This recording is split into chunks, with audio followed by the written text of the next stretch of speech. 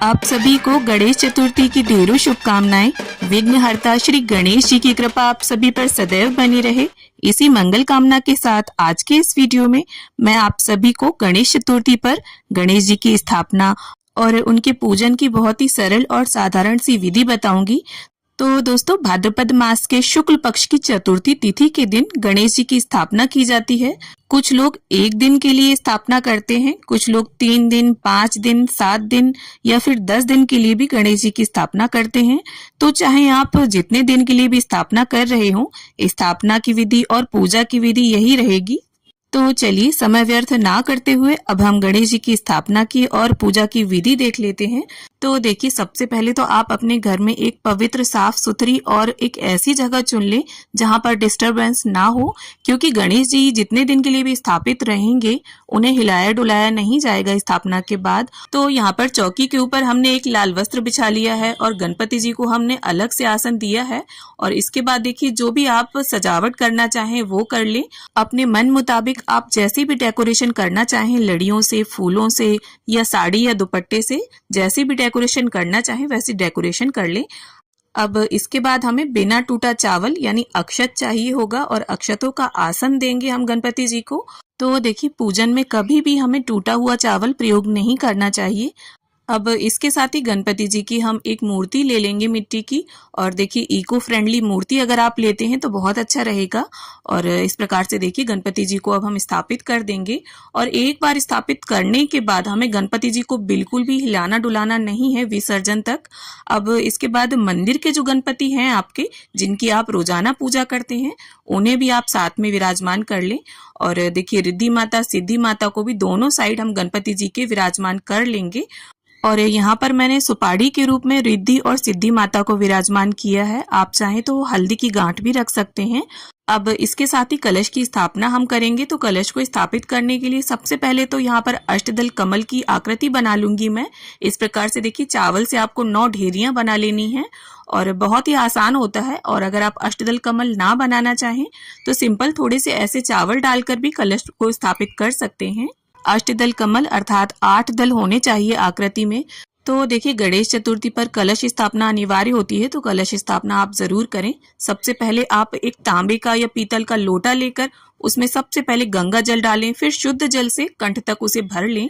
इसके बाद हल्दी की गांठ, सिक्का, सुपाड़ी, अक्षत और रोली, ये सभी सामग्री आप कलश के अंदर डाल लें।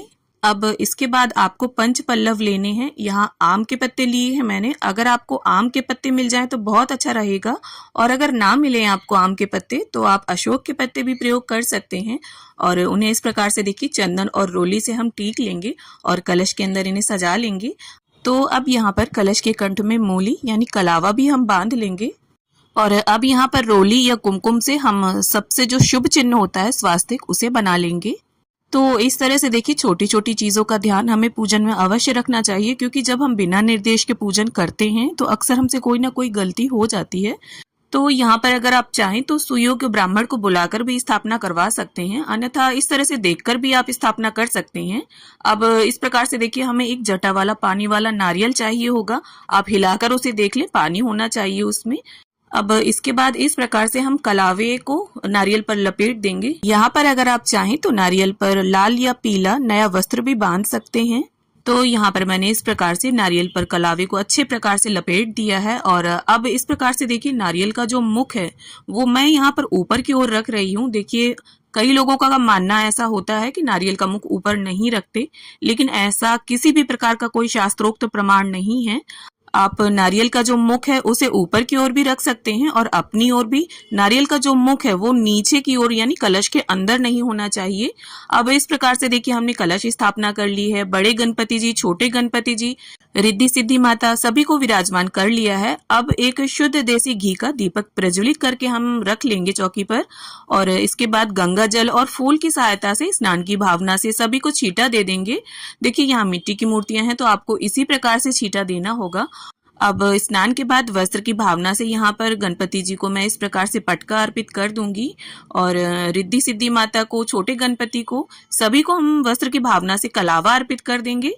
अब वस्त्र अर्पित करने के बाद देखिए रोली, कुमकुम, सिंदूर किसी भी चीज से आप गणपति जी का टीका कर सकते हैं। वैसे गणपति जी को सिंदूर का टीका सबसे प्रिय होता है, तो इस प्रकार से सभी को हमने टीका लगा दिया है और अक्षत अर्पित कर दिए हैं।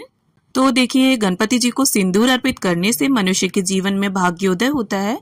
और देखिए स्थापना और पूजा करते समय आप मन में गणपति बप्पा मोरया, गणपति बप्पा मोरया या फिर गणपति जी का जो भी मंत्र आता हो आपको उसका जप करते रहिए, जो भी आपको सरल लगे।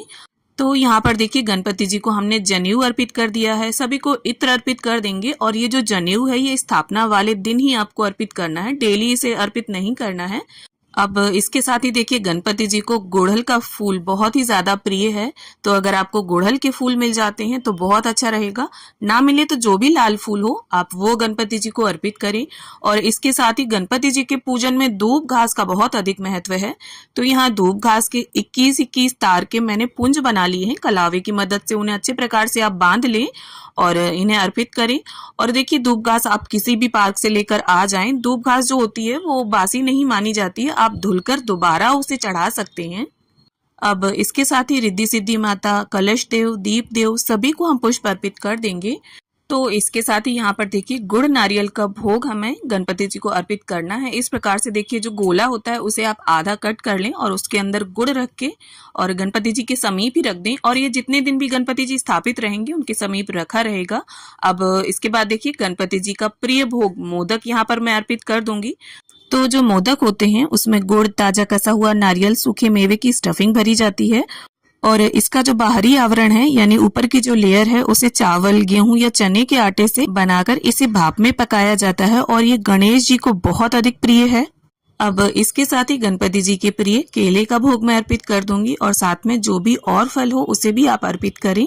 अब साथ में हम गणपति जी को पंचमेवे का भोग अर्पित कर देंगे। देखिए सभी भोग बहुत ही प्रेम पूर्वक आप बप्पा को अर्पित करें। और देखिए जरूरी नहीं है जितने भोग मैंने दिखाए उतने आप भी अर्पित करें, आपके पास जो हो आप उसे प्रेम पूर्वक बप्पा को अर्पित कर सकते हैं। अब इसके साथ ही देखिए हमने 1 लोटा जल भर कर रख लिया है चौकी पर और हाथ में थोड़े से पुष्प लेकर अब हम गणेश चतुर्थी व्रत की कथा सुन लेंगे या पढ़ लेंगे। देखिए अगर आप गणेश चतुर्थी का व्रत रहते हैं तो कथा को पढ़ना या सुनना अनिवार्य होता है। और कथा संपन्न करने के बाद हाथ के पुष्प या अक्षत गणपति जी के समक्ष छोड़ दें और थोड़े से पुष्प आप लोटे में डालकर इसे सूर्य देव को अर्घ दे दें। अब इसके बाद देखिए धूप से, दीप से हम प्रेम पूर्वक गणपति जी की, कलश देव की, रिद्धि सिद्धि माता की सभी की आरती उतार लेंगे।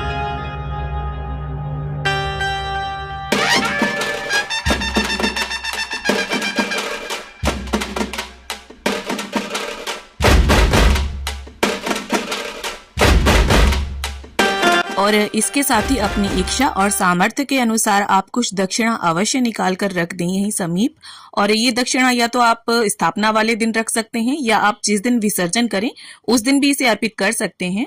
और इसके बाद देखिए सीधे हाथ में थोड़ा सा जल लेकर चौकी के आसपास हम 3 बार फेर देंगे और हाथ जोड़कर गणेश जी से प्रार्थना करेंगे कि हे भगवान, हमने इतने दिनों के लिए आपकी स्थापना की है और इन दिनों में यदि हमसे स्थापना में या पूजा में किसी भी तरह की कोई भूल चूक हो जाए तो हमें क्षमा करें और आपके आगमन से हमारे जीवन में सुख समृद्धि आए और जीवन की सभी विघ्न बाधाएं दूर हो, ऐसी कृपा करना। अब देखिए यहाँ पर मैं आपको बता दूं कि ये जो धूप घास हमने अर्पित की है इसे आपको डेली धुलकर आप इसे चढ़ा सकते हैं और अगर नई है आपके पास तो दोबारा नई चढ़ा दें। और ये जो गुड़ नारियल है ये गणपति जी के समीप ही रखा रहेगा जितने दिन गणपति जी स्थापित रहेंगे। कलश को भी बिल्कुल हिलाना नहीं है, गणपति जी की मूर्ति को भी आपको बिल्कुल हिलाना डुलाना नहीं है। और ये प्रसाद जो भोग प्रसाद आप अर्पित करेंगे इसे सुबह भी अर्पित करेंगे और शाम को भी अलग से अर्पित करेंगे। और आरती भी आपको बप्पा की दोनों समय करनी है। और ये जो फूल होंगे इन्हें आप शाम के समय हटा सकते हैं। और अगर आपने अखंड दीपक जलाया है तब तो इसे जलने दें और अगर छोटा दीपक है तो आप इसे ठंडा होने के बाद उठा सकते हैं। और गणेश चतुर्थी से रिलेटेड और भी वीडियोस आपको मेरे चैनल पर मिल जाएंगे, जैसे गणपति जी का विसर्जन हमें घर पर किस प्रकार से करना है, गणपति जी के कौन कौन से प्रिय भोग हैं, तो उन्हें देखने के लिए आप चैनल पर विजिट जरूर करें। तो इस प्रकार से हमारी गणेश चतुर्थी की स्थापना और पूजा संपन्न होती है। तो उम्मीद करती हूँ वीडियो में दिखाई गई पूजा विधि आप सभी को जरूर पसंद आएगी। वीडियो अच्छी लगे तो इसे लाइक, शेयर और चैनल को सब्सक्राइब करना ना भूलें।